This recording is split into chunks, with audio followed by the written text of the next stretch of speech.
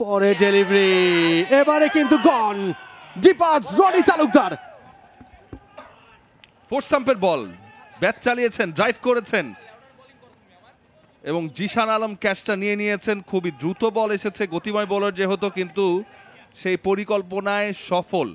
ধৈর্য ধরেছিলেন শান্ত যে না আমি ব্যাক করব বোলারকে, এবং বোলার প্রথমে খরুচে হলেও ওভারে 11টা রান দিয়েছেন 5 বলে, কিন্তু শেষ বলে এসে উইকেট এনে দিয়েছে দলকে এবং অধিনায়ককে।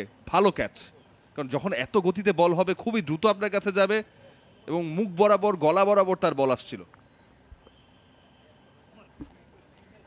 এক্স্যাক্টলি আপনি বলছিলেন যে তার পরিকল্পনা থেকে সরেনি নাজমুল হাসান শান্ত, এবং সেটার ফল কিন্তু তুলে নিয়েছেন। দারুণ একটা ডেলিভারি। এই ওভারে অলরেডি 10টা রান চলে এসেছিল, 10-11 রান, সেখান থেকে ওভারে শেষ বলে উইকেট। 18 বল থেকে 16 রান করে রনি তালুকদার আউট হয়ে ফিরে যাচ্ছেন। 33 রানে প্রথম উইকেটের পতন মোহামেডান স্পোর্টিং ক্লাবের।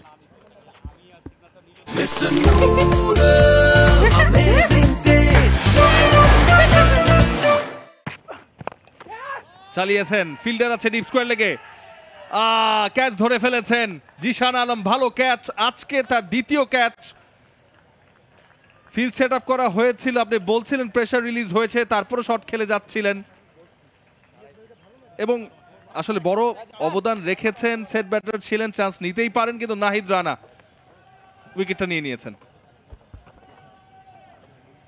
মনে হচ্ছিল আনিসুল ইমন কিছুটা টায়ার্ড, কিছুটা ক্র্যাম্প ফেস করছিলেন, কিন্তু উইকেটের মাঝেই আমরা দেখছিলাম তাকে।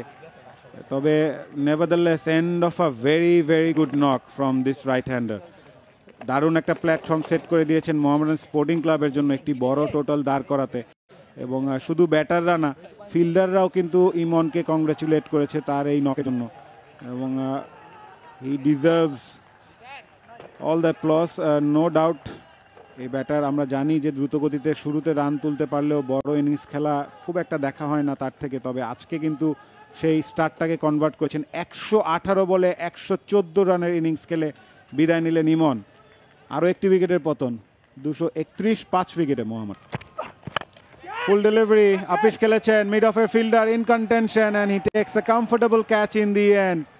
What a great turnaround by Abani Limited. At one point Mohammedan মনে হচ্ছিল 300 প্লাস করবে, সেখান থেকে মোহামেডান স্পোর্টিং ক্লাব 264 রানেই গুটিয়ে গেল 49তম ওভারে এসে, এবং নাহিদ রানা আরও একটি উইকেট নিয়ে নিলেন এবং মোহামেডান স্পোর্টিং ক্লাব নিঃসন্দেহে হতাশ হবে সমন্বয়। তা তো বটেই। আমরা লাস্ট উইকেটটা আমরা দেখে নিচ্ছি।